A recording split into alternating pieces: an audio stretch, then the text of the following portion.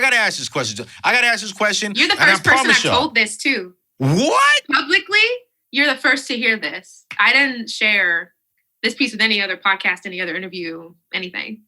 You heard it here first. That's not on BuzzFeed. Not on BuzzFeed. Not on Diddy's page. Not on Damon's Live. Table, right baby. here on the table. Right here. Yo, what's going on, fam? It's your boy, Anthony O'Neill. Welcome back to the table where today we're having a real, relevant, and... relatable.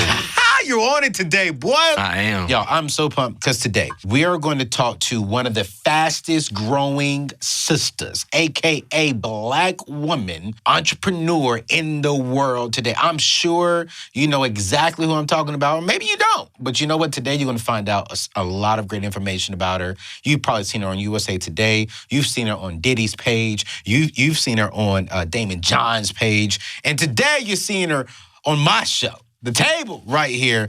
And ladies and gentlemen, help me. Well, you can't really help me because you're watching this. So ladies and gentlemen, let's bring on my good friend, Danny. Danny, how are you? Hi, I'm great. How are you? Man, listen, I'm pumped. I'm so pumped. I knew your work because, I mean, a bunch of celebrities and a bunch of people in America started posting these pictures. I'm like, yo, this is dope. This is fire. And I ain't gonna lie to you. I thought it was just some, sharp, grown man drawing up this picture. You know what I'm saying? And then all of a sudden, they start pointing to this chick named Danny. And I'm like, who what? It's a sister? I mean, what? And I'm like, okay. So then I started following your message, started following your stuff. Then I seen you on Damon John's stuff. And I was like, yo, Damon, wait, she got to be serious. So I said, yo, let me reach out to my sister because I really want to celebrate you. And I just want to say this before we even get started.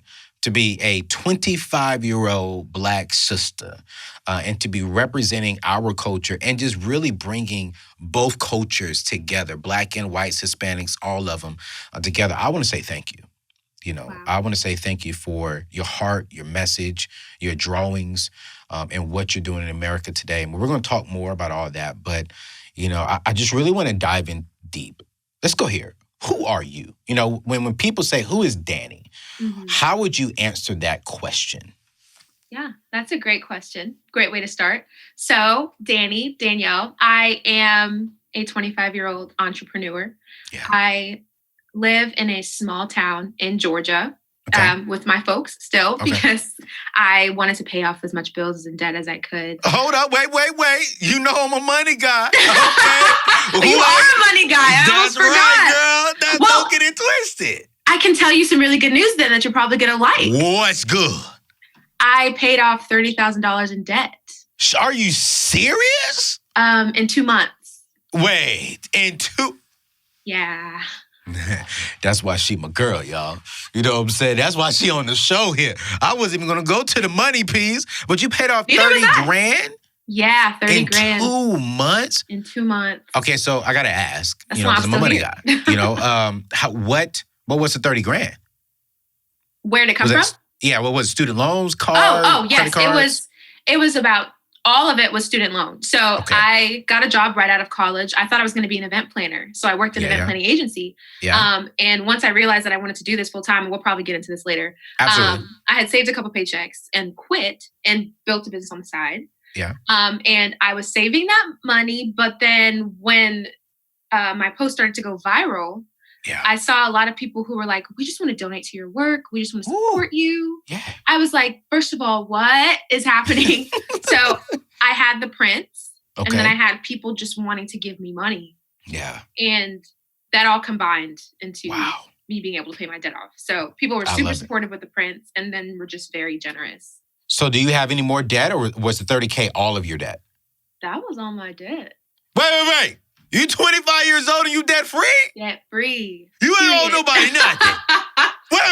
Wait. You are 25 years old and because you followed your passion, your gift, your skill, in a matter of 2 months, you paid off all your debt. I got to ask this question. You're the first person I've told this to. What? Publicly, you're the first to hear this. I didn't share this piece with any other podcast, any other interview, anything.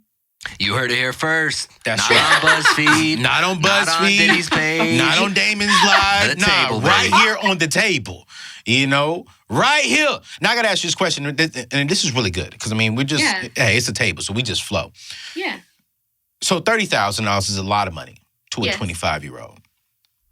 If you give that same $30,000 to another 25-year-old, are they using it to pay off their debt? Or are they using it to go buy something nice? Maybe go buy a new car. Maybe go buy a new Gucci, a Louis backpack. So I don't know. You know what I'm saying? Yeah. So my question to you would be, why? Like, why did you steward this opportunity well to become financially free? Like, what were you thinking? Yeah. So I've always been taught to approach life with open hands.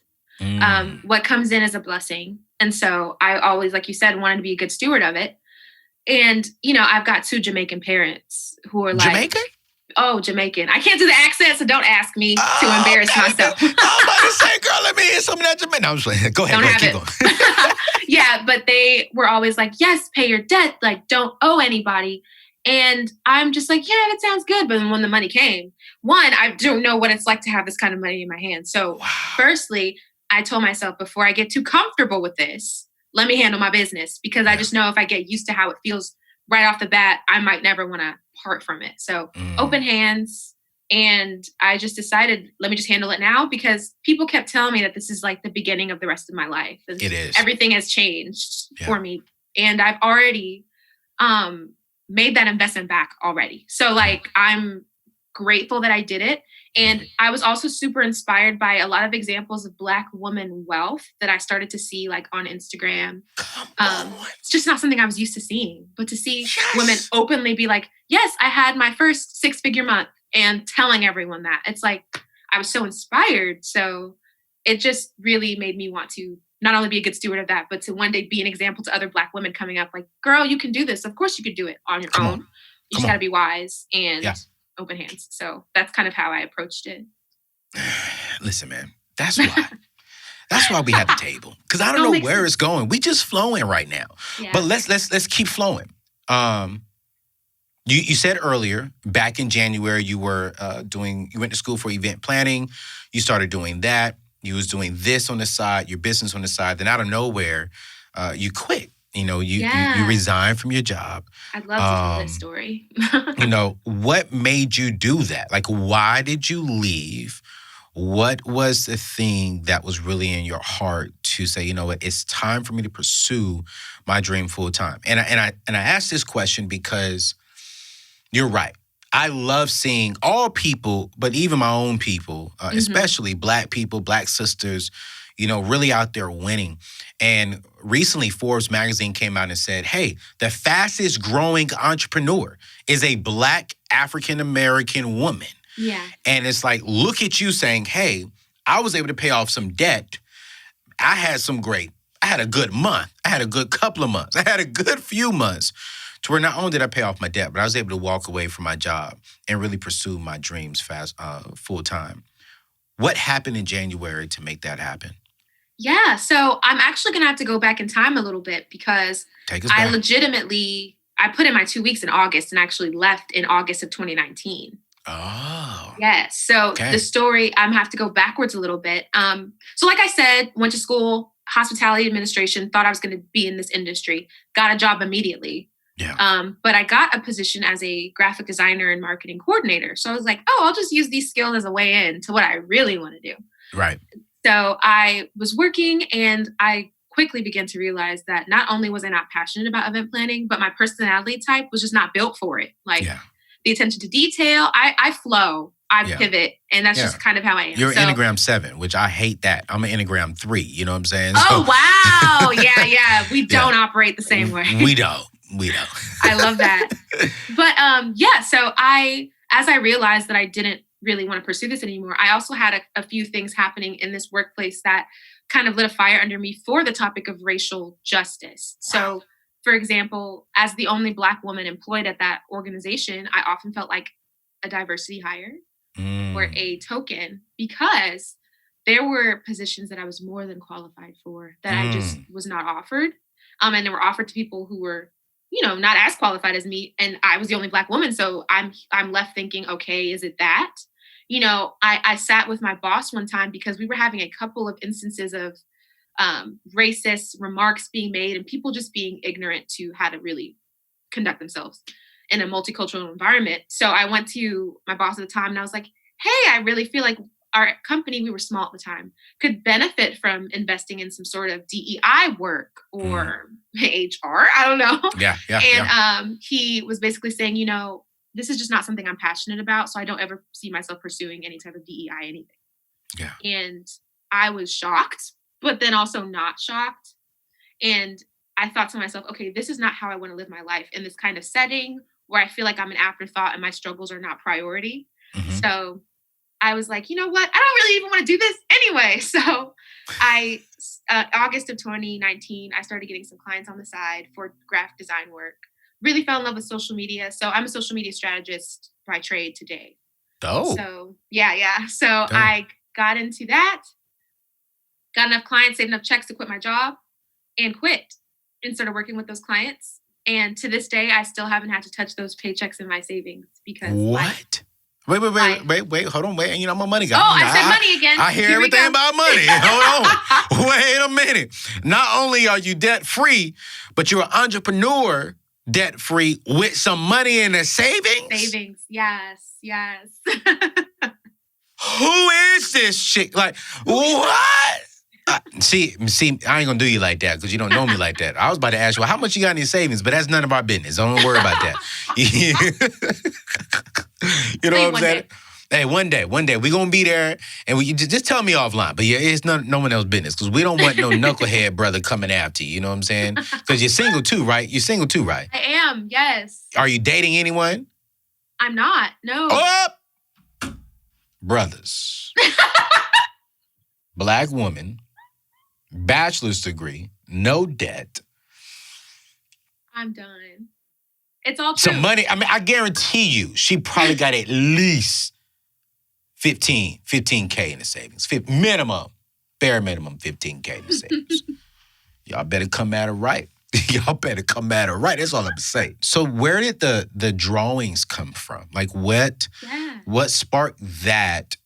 Because did you start doing that around all the racial George Floyd stuff? Or was that something inside of you that just really flourished around that time? Yes. Love this question. So like I said, working at that job and dealing with what I dealt with kind of had the wheels turning, but I have always been a very outspoken person, especially with issues of race. Yeah. So my immediate friends and family, none of this comes as a shock or surprise to them. They're like, she's been talking about this stuff. But what changed for me was in December, my parents gifted me an iPad Pro for Christmas, and it was like an Apple Pencil with it. And I was like, oh, that's cute. So I played with it for fun as an outlet while I was building this agency, this social media agency. It was called So Happy Social, by the way. And the goal of it was to equip mission-based brands to use social media. I found that a lot of these nonprofits, mission-based organizations did not have an online presence that matched the incredible work they were doing in their communities. So I wanted to camp out right there and equip them.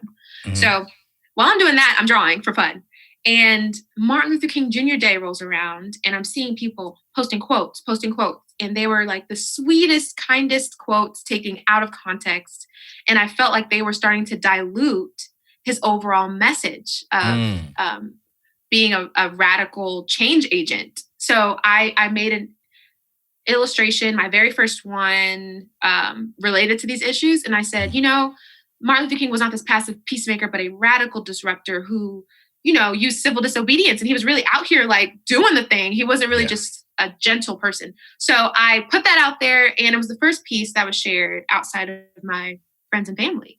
I saw people I didn't know sharing it. And I had maybe 792 followers. Like it was nothing.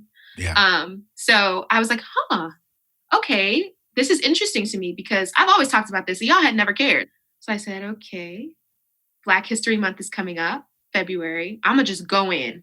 I'm talking about everything and it's all going to be pretty, but I'm talking about it all. Like seeing in color, how to be an ally, why we don't put our hands in Black women's hair, all of it. And and it kind of took off from there and everything changed. So back in January, how many followers did you have on IG? Back in January when I first started, like 700 something. Where are you at now? 467,000 something. Whoa, with that blue check mark too. I see you, girl. I see you. I see you. And the reason why I wanted to ask that question is because you did what was naturally inside of you. And you said, all right, this is what's in my heart. This is what I want to talk about. But I need to make it receivable from all people. And people love looking at beautiful things. And so you represented the Black culture in a beautiful way that Black, white, or whoever you are will receive it. Right. I'm curious, what is your feedback from white people? Like, are you getting feedback from them? You laughing at me? Because they're my biggest demographic. Are you serious? White women are my biggest demographic, and they are obsessed. And I'll tell you why. Yeah, talk to us. In the anti-racism space, especially for Black female educators, they go hard, as they have every right to. And a lot of times their tone to white people can come across as, oh, that's a bit rough, a bit aggressive, the words they use that we don't enjoy being called. And I've always said, my way is not the right way. It's a different way. I feel as though any anti-racism educator, especially Black females, have every right to address this conversation however they see fit. For me, though, I like to come from an angle of compassion, yet firmness. I'm not going to sugarcoat it for you, but I am going to be kind. And I feel as though this demographic, specifically white women, really were drawn to that because in a space where, so when Black History Month wrapped up, let me say this, I ended up with like maybe 9,000 followers. Okay. And then we witnessed the tragic death of Ahmaud Arbery. Yeah. And I made a graphic that says exercising while Black should not be a death sentence. And that was my very first post to go like completely viral. Like, so that's that. The one. Yeah. Celebrities and people, I guess, were picking up on it. Yeah. And so with that, what I noticed was white people who never, ever felt comfortable even saying anything about this used my piece as a way to open the door to conversation for their audience. So I'm finding that they not only are finding comfort in my approach, yet being challenged by my firmness, but they also felt equipped to jump in and join the conversation because of the pretty graphics. Yo, you gotta say that one more time because you just preached right there, girl. You just preached something right there. It was like they had the uncomfortable conversation. Yeah, they did. But it was go ahead. Yeah, I'm just trying to see if I remember what I said. But because of the compassion, compassion in my approach, coupled with the challenge that they felt from what I was talking about, they were in turn equipped by the graphics to take the conversation into their own communities. So I, without really realizing what I was doing, was hitting it from all sides to where people felt holistically educated, cared for, and equipped. Come on. So that just is how it happened. I can't say that I intentionally started out that way, but I definitely try to be that intentional now that I see that that's what helps and what works for my community. One thing I commend you for doing, because you remind me of me, especially with me working with pretty much 99% of my team are white. I'm just gonna be honest. And I'm grateful for my team. I have an amazing team. Connor, who you spoke to earlier, my producer, white guy. But cool a cool white guy. Yeah. If you couldn't tell. Cool white guy. I love how you said your message, because they know me here. I keep it 110. When it comes to the African-American culture and who I am as a Black man. I'm proud of that. And we have the hard conversations. I tell them why you hear Black people saying Black Lives Matter because what we've been through as a race. I have no problem saying that. But I love how you said your way is not the right way, but it's the, how'd you end that again? How did I end that? You said your way is not the right way. So I don't view the way I don't view the way they do it as wrong. I view the way they do it as different. Yes. And so for me, I'm not saying it's the right way, but it's just a different way. Yeah, exactly. Yeah. And that's my approach too, because I feel you in that part. I think a lot of people, I've been blessed to be on the Dave Ramsey show and have the hard conversation on the hour for a whole hour.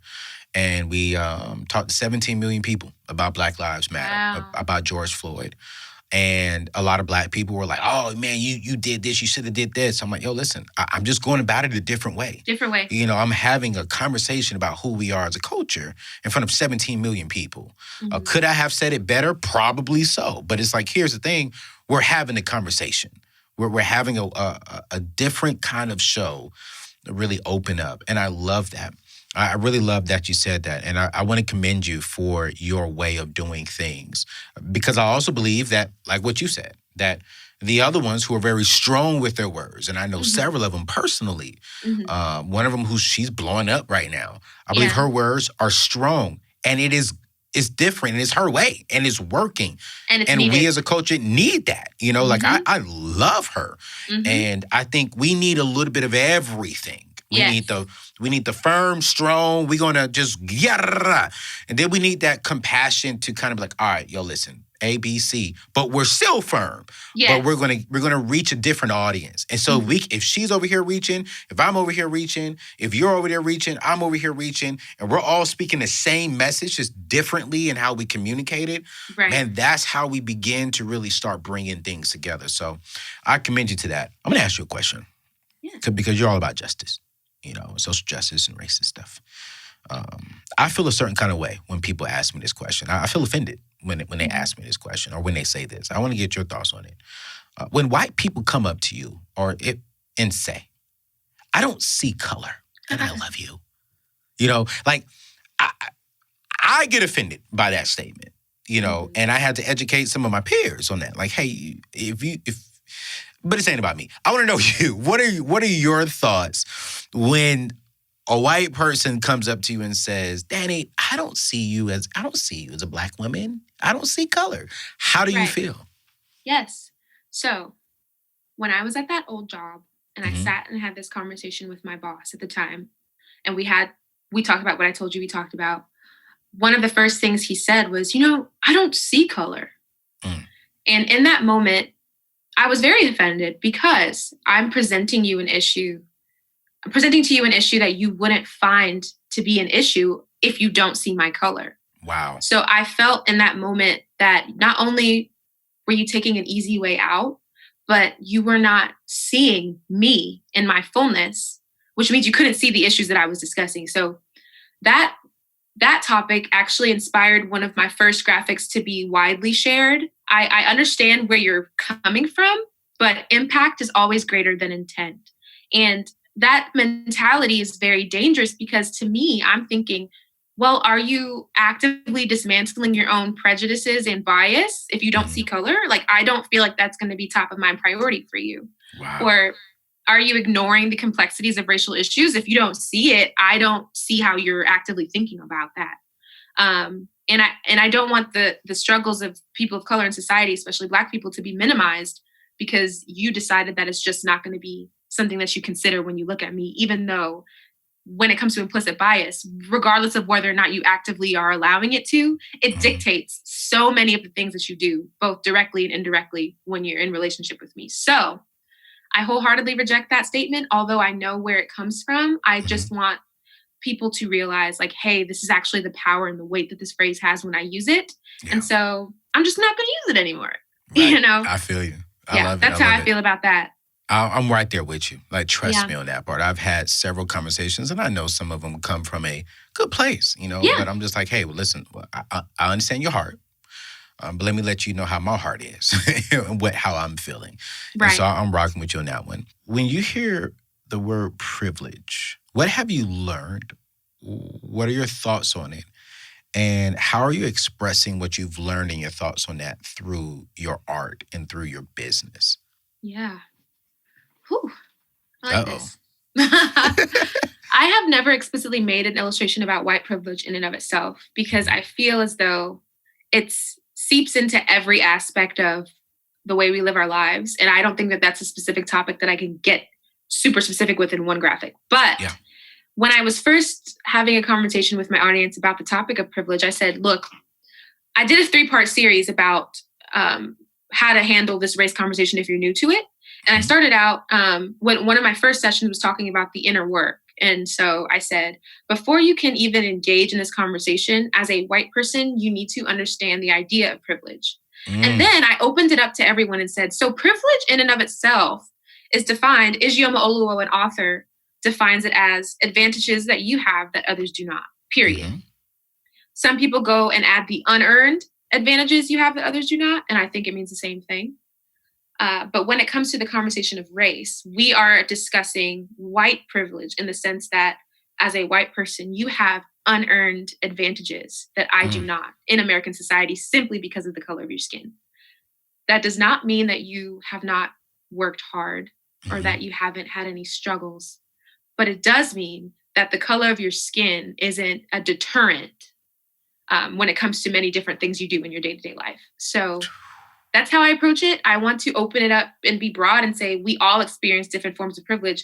At this moment in my life, I might be regarded as someone who holds socioeconomic privilege, And then as a Christian in many spaces, Christian privilege exists. I just think that it's broad, but it also needs to be acknowledged in the sphere of race. Absolutely. As a white person to say, like, I do have white privilege and it's nothing wrong with me.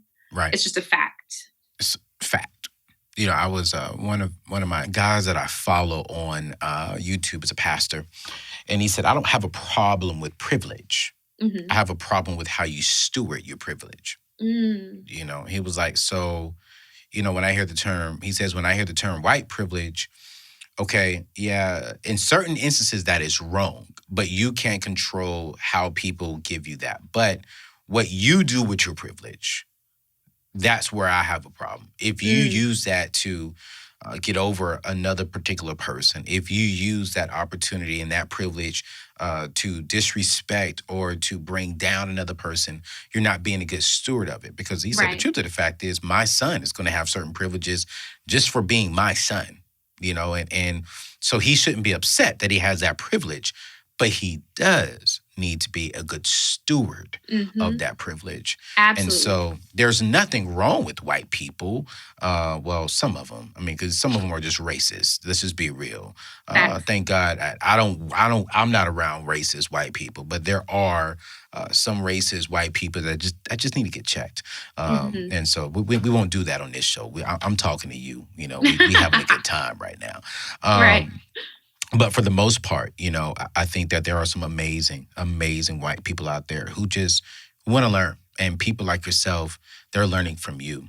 Before we end the show, I really want to make sure that you talk to that young lady who is a minority or not a minority, a young woman, and they want to start a business. Let's give them 3 solid, practical things that you would suggest that they do at whatever age, at whatever season they are in life. Well, actually, no, let's keep it young. I mean, and for all the older people, not old people, for all the older people who are watching, I'm not getting rid of you, but I do want to make sure I'm being specific and helping that 20, 30-year-old out at this time, and what would you suggest to that 20 and 30-year-old? What are the first 3 things?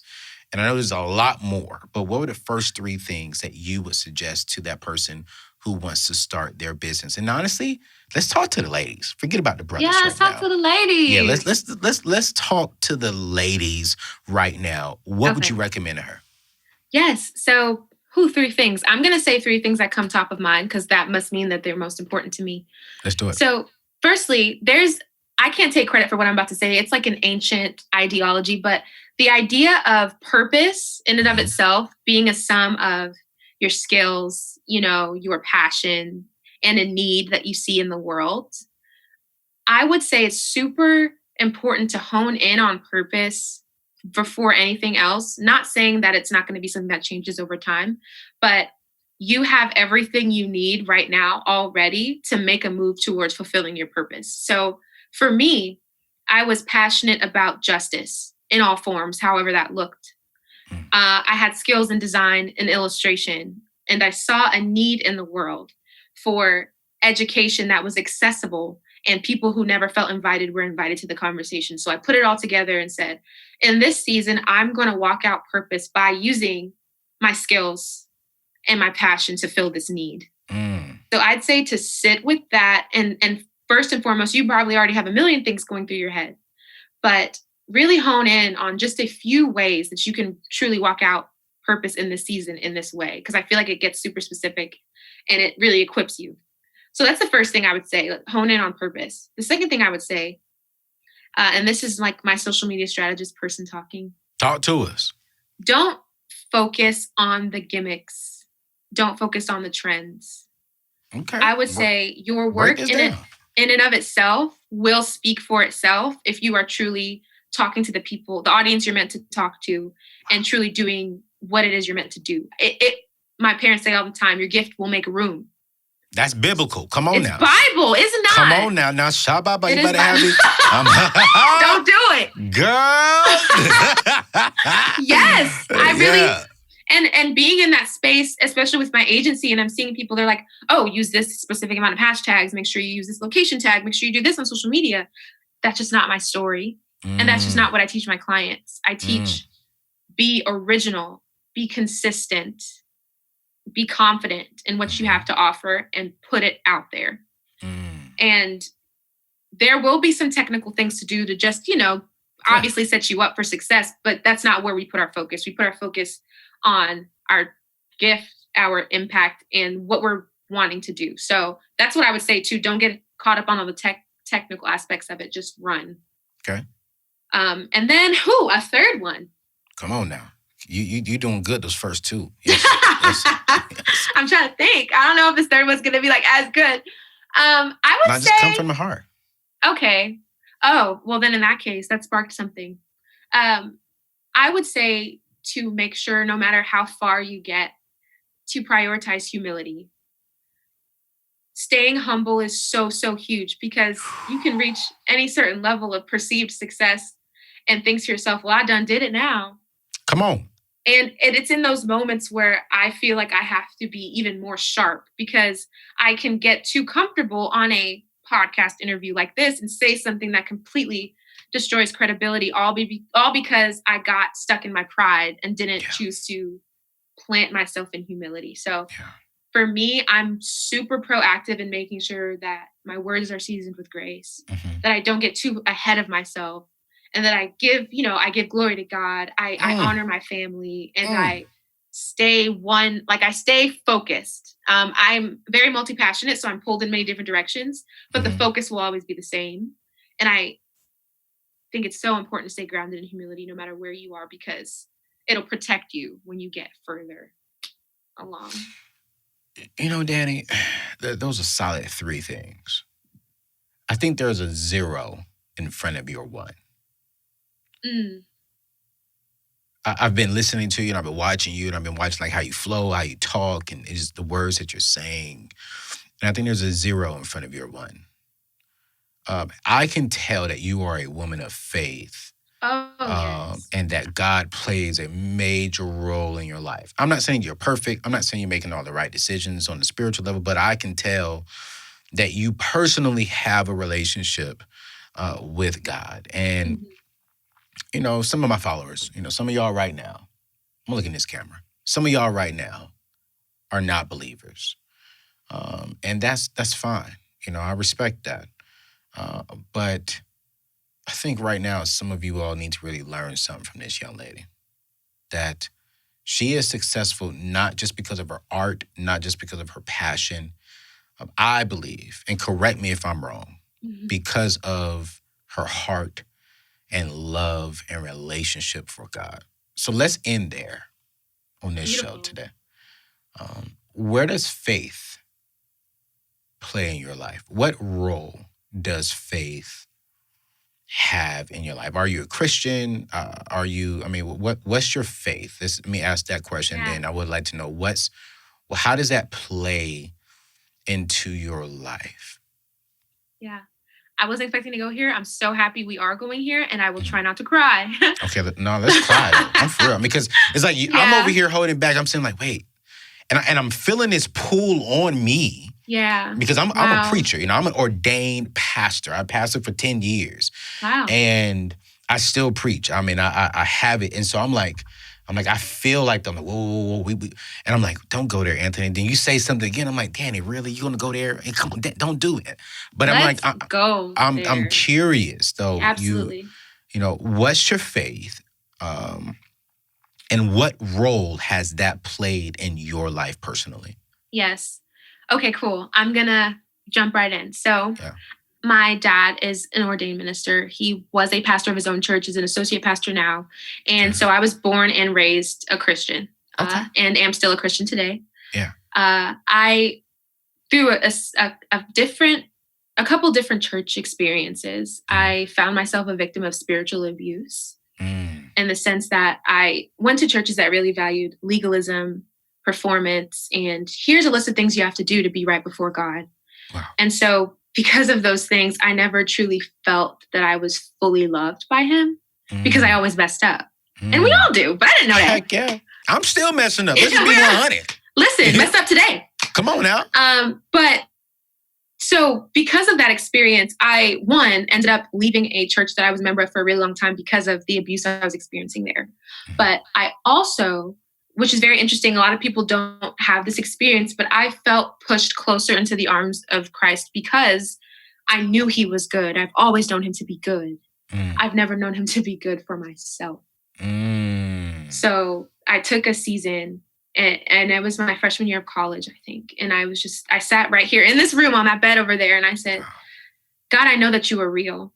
And I know you've been close to me all my life, but I want to know your goodness for myself. So I was like, I'm going to open this Bible, things that we don't do anymore, but we did before. Like, I'm going to open this Bible. And when I open it to, I'm just going to trust that that's a message you have for me. And I opened to Romans chapter 1, the front of Romans. Oh, my Lord. So I walked through Romans, and what a beautiful picture that was painted of mercy, grace, no condemnation, free in Jesus. I was like, oh, wow. And it completely changed my life. I realized that not only was I fully known and fully loved by God, but fully empowered to love my neighbor as myself. And so I took Luke 10:27. You should love the Lord your God with all your heart, all your soul, all your mind, all your strength. And I say all the alls because that's important. All, yeah. And then you should love your neighbor as yourself. Come on. And that became the verse of my life. Yes. And so today, that's the anchor. Whenever I'm on a faith-based podcast or faith-based conversation, or one that turns faith-based, I always bring that verse up and say, that's the anchor and how I seek to live my life, fully loving God and in turn being empowered to fully love people. And that's why I pour so much into this art. And I feel as though people are connected with that. And I'm just grateful to God for that, for sure. God's using you. Let's just be real. He trusts you to be a good steward with his assignment over your life. And because he can trust you, I always tell myself, Anthony, make sure that you operate within God's perfect will, not his permissive will. Yes. Because when you operate within God's perfect will, that means his hands is over you, and you're going to receive the blessings of that. And when you're within God's permissive will, he still loves you. He still wants to see you succeed, but you're not going to receive his hands and his blessings as much. And I believe the reason why you went from January to where you are now, from a financial perspective, from a influence perspective, because you asked God for wisdom and for knowledge. You didn't ask God for fame first. You didn't ask God give you the blue check mark. You didn't ask God to pay off your debt. You said, show me who you are for myself. Yeah. And because you asked God for that wisdom, for that grace, for that message, God said, since you asked me for that, I'm going to give you that, but I'm also going to give you influence. And not just give you influence, but I'm going to give you money to pay off your debt. And not just give you that, I'm going to open up doors over here, open up doors over there. And I want to say thank you. Half of these questions, I didn't even know we was going to go there. Just to be real. I didn't know we was going to talk about money. I didn't know we was going to talk about God. I really tried to be respectful on the spiritual angle. But when I just feel God taking me there, that's why it's called The Table with AO, because it's my show. So we're going to talk about what I want to talk about. Right. And but I just felt that. And I think that some lady needed to hear you just really talk about your relationship with God and really how to start a business. And so, thank you, Danny. Thank you so much for being you, for your heart, for your message, and your example and your influence in the world. You are absolutely amazing. Yo, so we at the end of the show, and I'm so we can keep going. Like I have about like 10 more questions I would love to ask you, but we're gonna get you on the show again. And actually, I do a Black History panel every year. I want you to be on my next panel. So we did one back in this year as well, and we already had like 1 million views over that. And I'm like, wow. I want to bring you onto that for next year because I mean your voice is crucial. And I really want to make sure we have you back there. But you got a lot of things going on right now. You know, you're raising money with Instagram to help support our teachers. You know, you're selling some of your artwork. Let us know, let my followers know. And let me say this. I want you all to support her. We're going to put a link below with all of her stuff. But when she gives us this information, I want you to go buy it. I want you to put it up around your house. If you are down with us to fight against racism, get this stuff. So this way, when people walk into your house, walk into your office, they can see what you stand for. So, hey, how can we support you? Where can we buy some of the products? Because I'm buying some right now, but how can my community, my tribe support you and keep your message going? Yeah, thanks so much. So I'm on everything at Oh Happy Danny because branding, you know. So Oh Happy Danny. Come on now. Everywhere. Oh Happy Danny. And we'll put that in the link below. Yes. And my website is ohhappydanny.com. I'll have prints there, and you can find out all about the fundraiser on Instagram at Oh Happy Danny. Oh Happy Danny. Oh Happy Danny. And I said links below. We're going to put the links in the description below. I'm going to purchase some. And as a matter of fact, Connor, we're going to do something new today. I love new things. You know I'm a 7-2, man. We're about to do something new today. I'm going to buy one. And then for the tribe, if you share this video on your Instagram stories and you tag me and Danny, I'm going to send one person her best piece of art. I'm going to purchase 2. One for me, because he got to be in my house. And then I'm going to purchase another one, and I'm going to send it to you. Catherine, my social media lady, she's still in there. She's still in there, y'all. Yeah, she's going to, we're going to let you know who won. She'll reach out to you, get your information. We're going to send it to you. But to get this art, okay, you have to share this on your Instagram or on Twitter and tag me and Danny. We're going to put our Instagrams below. You got to tag us, buy the piece of art, tag us in it, and I'm going to send you that in the mail. I just want to do something crazy. Cool. That sounds good to me. Oh, yes. Oh, yes. So we'll do it. But, hey, Danny, thank you so much for your time.